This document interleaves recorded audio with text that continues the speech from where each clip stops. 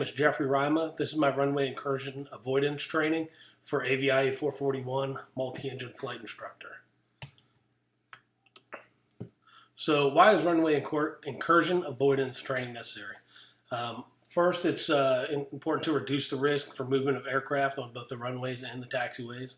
It provides guidance to both pilots and ground crew on how to safely maneuver around the airport.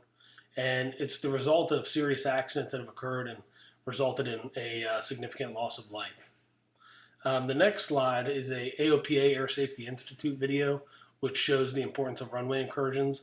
It's going to have a aircraft who deviates from their taxi clearance, an aircraft that almost hits them, and then a third aircraft which actually does the right thing. So before you continue past this slide, I would encourage you to click on the video. It should be embedded in the slideshow that I'll attach to the discussion board.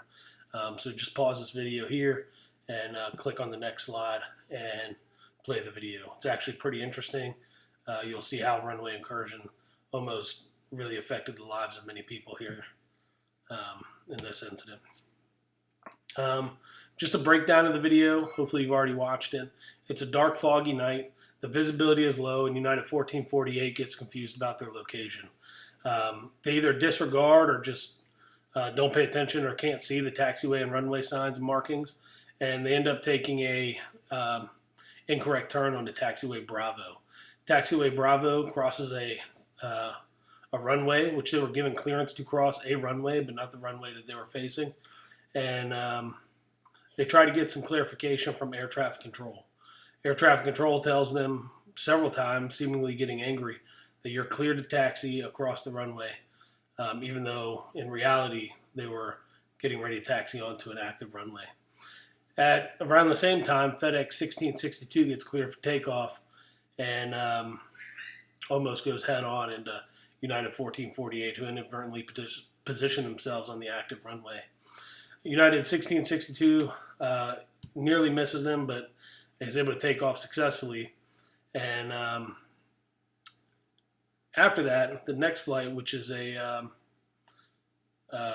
think it was an American Airlines flight. I can't remember. You'll have to look at the video again. But declines a takeoff clearance until that United flight gets positioned into place. And had they not done that, again, it could have caused a second runway incursion. The air traffic controller seemed to get a little bit irritated by that as well. But eventually, United 1448 found its way back to the ramp, and all the accidents were avoided. But it was a very close call. So how could these incursions have been avoided?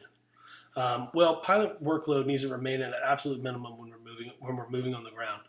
Only the tasks that are necessary to be accomplished should be accomplished while taxiing. Everything else should wait till later or have already been done. And that's why we complete all checklists prior to taxiing. Both pilots should remain vigilant and remain heads up at all times. So you need to keep the heads down time, doing checklists, checking maps or diagrams or whatever to a minimum, only as necessary. And a sterile cockpit should be in effect until after the aircraft is either stopped or is at cruise altitude where the sterile cockpit environment can relax a little bit. Be sure to follow ATC instructions. If you're unsure, ask. United 1448 did ask, but they were already put into a bind. Air traffic control did not know where they are, so both air traffic control and United 1448 got confused. And it was United 1448's fault, but the ATC was clearly getting a little bit aggressive and heard demands for them to continue their taxi. Next, always write down ATC instructions. Plan the taxi route. So brief the taxi with both crew members, draw it out, talk about any hot spots that you may encounter, because hot spots are a real thing. Sometimes the airport diagrams get confusing. The taxiway signs get confusing. So make sure you know any hot spots so you can slow down, verify you're doing the right thing when you're in these hot spots. And use a current copy of the airport's diagrams. This is where you're going to see all these hot spots generally, and then the chart supplements. But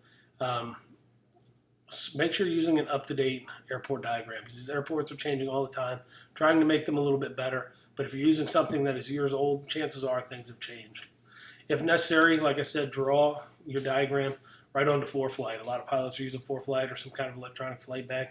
So go ahead and whip your pencil out or use your finger, whatever it is, and trace yourself to your destination. That way you can Pay attention to where you're going. Pay attention to your call sign, especially if you're at an airport where we use many call signs. At my flight school, our airplanes are Sky Ventures, and then followed up by a 3-digit number. And that can sometimes get confusing. Luckily, we don't taxi at a super confusing airport or anything most of the time. But I could see how if we did go to a busier airport, that could become a problem. And stop and ask for help. If at any time you get confused during your taxi, come to a stop. Ask ATC. Make sure you let them know where you are. Use proper phraseology before crossing any runways, or if you're lost or whatever. Let them know, hey, I'm on taxiway Bravo. I'm looking at runway X, Y, or Z, and I just saw an airplane take off in front of me. That way they know you're not at the intended intersection that we're supposed to be. And then turn on all exterior lights before crossing a runway. That's important. The strobe lights, everything. Be as visible as possible. Especially at night when you're crossing a runway. And then know and understand all the runway marking, signs, and lighting. It's very important.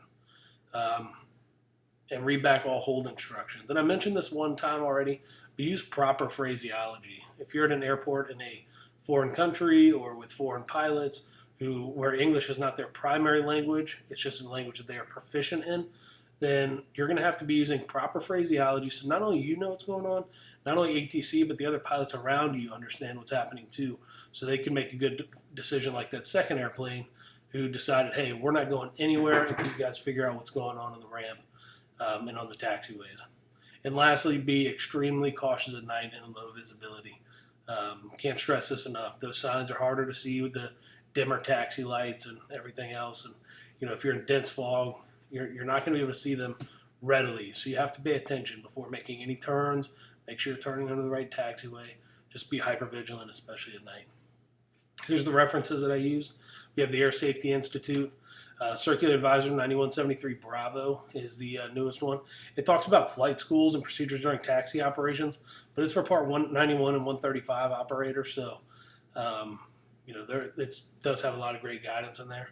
Obviously, the PHAC, great knowledge. And the FAR AIM has a lot of good knowledge in there as well. I look forward to your comments. Sorry the video is posted a little bit late. I have really bad internet at my house, and it takes me hours to upload a video. So hopefully I can get those to you as soon as possible, and we can get into some replies. Thank you guys for your time, and have a good night.